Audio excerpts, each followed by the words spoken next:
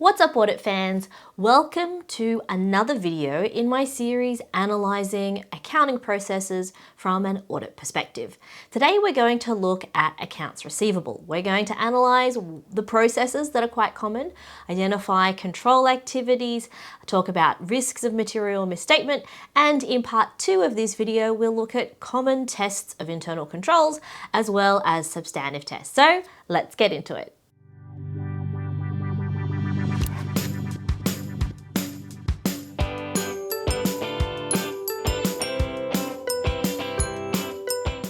Welcome back to my regular subscribers, and hi if you're new, my name is Amanda. I really do love audit and I teach undergraduate audit at a major Australian university, and I have my PhD in behavioural audit as well. Now today we're looking at accounts receivable. So I guess the first thing we need to think about is our process. So let me start writing here on my tablet so that you can see what's going on. So when we start with the process, we really want to think about what exactly is going on when we talk about accounts receivable. So that's selling goods to a customer on credit. So they're going to take the goods away and they're going to pay later.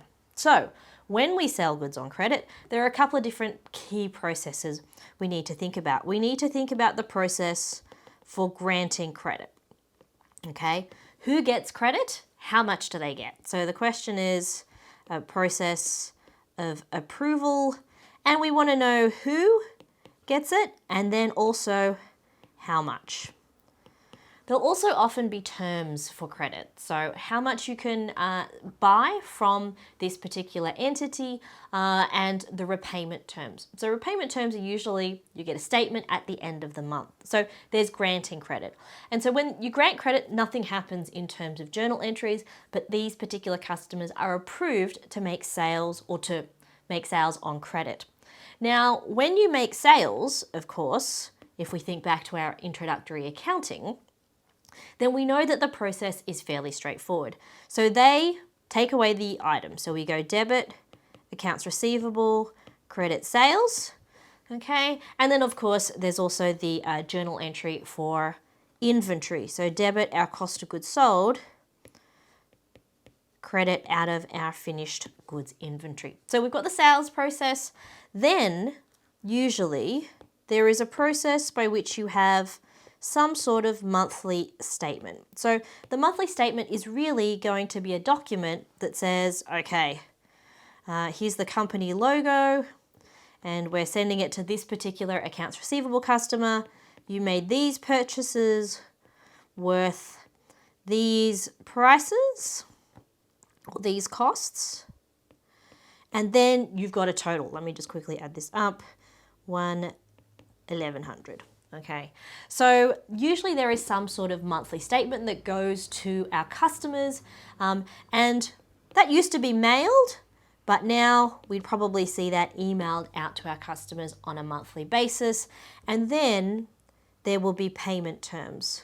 So we'll have to figure out whether it's 30 days, 60 days maybe to pay, 12 days, we have to check the exact payment terms. And there may also be discounts for early payment. So if you pay within the first 10 days, for example, you might get a discount, and that's to encourage people to pay. Now, all of those terms are things that need to be approved. So that payment term and those requirements of discounts, etc., do need to have some sort of formal approval. So you have the monthly statement. The next thing, or the next part of the process, is the payment. So when the payment arrives, could be in one of three particular ways. You could get physical cash, you could receive a direct deposit, or you could receive a check in the mail. Now, of course, if you're anywhere else using North American spelling, that check is going to be C-H-E-C-K. For the rest of us, C-H-E-Q-U-E is that check. So when we have those checks, there has to be a process for receiving them. So with the cash, We're certainly worried that somebody might steal the cash. With direct deposits, it has to go straight into a bank account. With the checks, they need to be banked on a regular basis. Now, of course, when the payments are made, we also have some journal entries that pop up.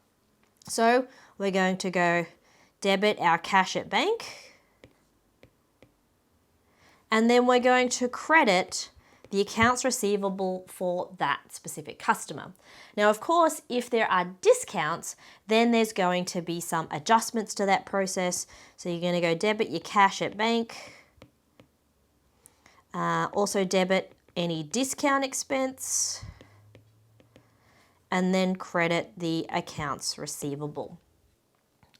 Late payment collection and overdue debtors is a really big issue for any company that sells goods on credit, and they need to have a really strong process around collecting any overdue debts.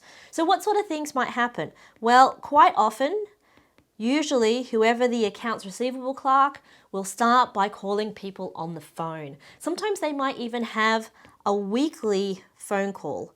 One of my tutors tells a story about how one of his clients, every Thursday afternoon, you don't go into the accounts receivable clerk's office because that is the day she's chasing people for money. She's making phone calls and saying, look, you owe us $10,000. Where is the money?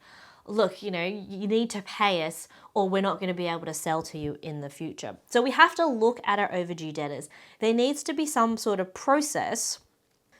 The document that most organizations produce is an aged debtors schedule. Oh, I can't spell debtors there. Let me try that again. Debtors schedule. And that aged debtors schedule actually breaks up our debtors into who owes between 0 to 30 days, who is between 31 and 60 days, who's between 61 and 90 days, and then who is 90 plus days overdue.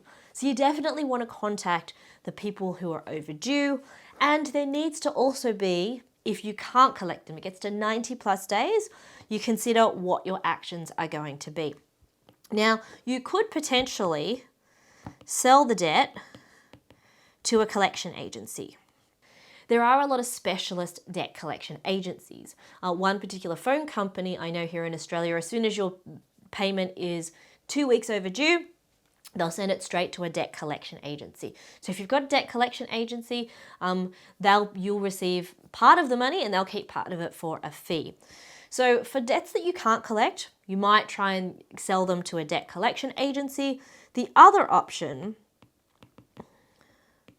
is that you might need to think about writing off the debt.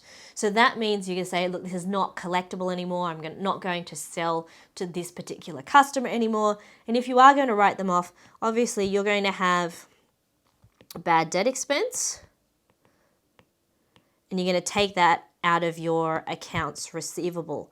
Now, of course, in practice, there is a process of moving those potential non-payments into a provision, and then from the provision into bad debt expense once you've formally written it off.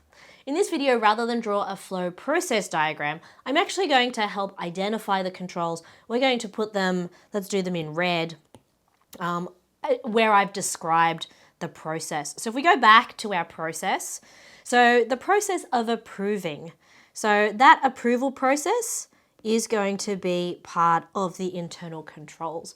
So we need to make sure that somebody is approving them. So what is the process? Who is approving? And are those approvals being done correctly? So the approval process is a control. We also need to make sure that when the journal entries, when these sales are made, that there is a journal entry to make sure that it's going to accounts receivable and we're not debiting cash. So there needs to be a control there, usually in your accounting system, to make sure that journal entries are being done correctly. Now, when it comes to the monthly statement, that statement itself also acts as an internal control. So that's there to collate all of the transactions. Hopefully it will give us all of the transactions. Now with those payment terms I talked about earlier and discounts, etc., we need to make sure that there's proper approval processes in place to make sure that you can't give somebody too big of a discount. There's a reasonable process for discounts.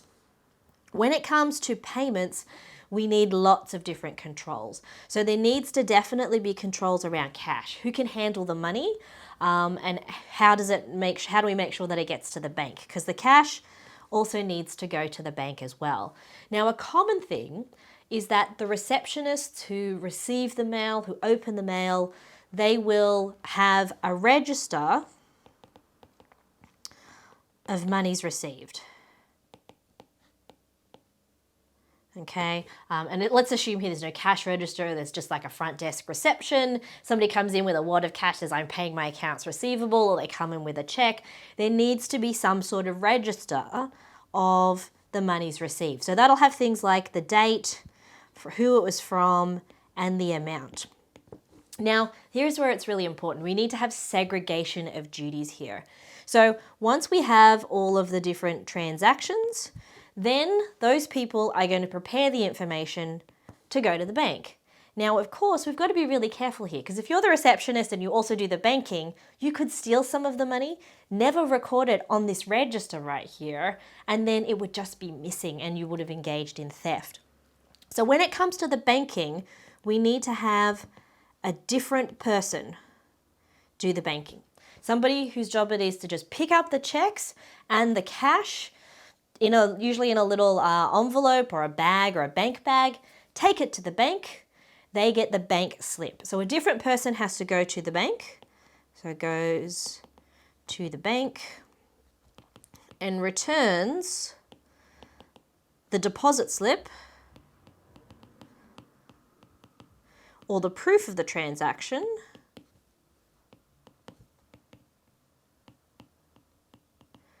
to the accounting department.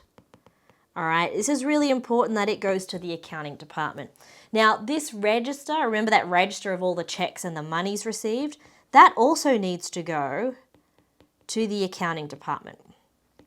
Okay, and then what the accounting department does is they take the bank, the list of the transactions from the bank, and also the register of everything that's been received. They check those off before doing what they have to do, which is process any of these journal entries down here. So all of that documentation acts as a control.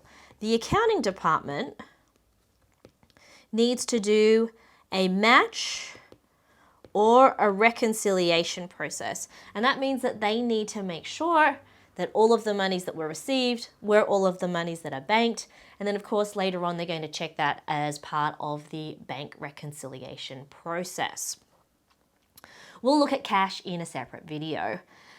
Now, when it comes to late collection, the sorts of control activities, even just creating this schedule forms part of the controls. All right, so normally this type of schedule needs to be created. The accounts receivable clerk does all these phone calls. That's part of the internal control. So how often? So you want to find out how often do they chase? And some, like, what if this person goes on holidays? If this person goes on leave, do they actually chase up any bad debts, or is it only that person's job? So we want to know the frequency. And then also, there is usually some sort of report. So we'll have the debtor schedule, and then usually there'll be some sort of report to the CFO or the financial controller that'll talk about our overdue debts, or our overdue debtors, I should say. So, all of these people, and then there'll be some sort of status on each of them. Oh, yep, they're going to pay us next week. This company seems to have gone out of business. And then that process or that report should be approved by somebody. Okay. Now that process of creating the report, somebody checking it, and then somebody senior approving it is all part of the process of making sure that we are collecting our cash and that we're managing our accounts receivable appropriately. Now, other types of controls that might pop up is that companies might also do regular calculations of their ratios. So that could be accounts receivable, oops, I can't spell here, turnover So, if it was 12, that means that we collect receivables monthly. We seem pretty good at that. Higher is usually much worse. It means we're slower at collecting accounts receivable. The other one that is quite common is something called days in receivables. Now, most times people wouldn't calculate both of these. They're essentially the same thing. So if you had accounts receivable turnover of 12, then your days in receivables is about 30 days. So that means it takes about 30 days to collect your money. When you look at a lot of organizations in the US, a lot of times receivables have a longer payment period, but you need to also figure out what's appropriate for this specific industry. So some industries have very short windows, other industries have very long windows, so you need to look at what's happening. Now, of course, they might also look at some trends. Is this increasing or decreasing? But accounts receivable is really, really important for any organization if you sell on credit, because there's no point in selling goods if you can't collect the money from your customers, because you need that cash to pay your employees, pay your rent, pay your utilities, and buy more of the raw materials or the inventory that you sell for your organization. So if you're not keeping on top of accounts receivable, that's going to be a big issue. In part 2, we're going to design tests of internal controls and also look at substantive tests that we could use for accounts receivable. Of course, if the video was useful, I'd really appreciate a thumbs up. Make sure that you click that subscribe button and the notification bell to get all of the updates. Of course, there's always plenty of videos on my YouTube channel and my online study guide on the Amanda Loves to Audit website. Thank you very much for watching. I hope you're enjoying the series. Of course, if you have any questions, always pop them in the comments and I'll do my best to answer them. Thanks for watching, and I'll see you next time.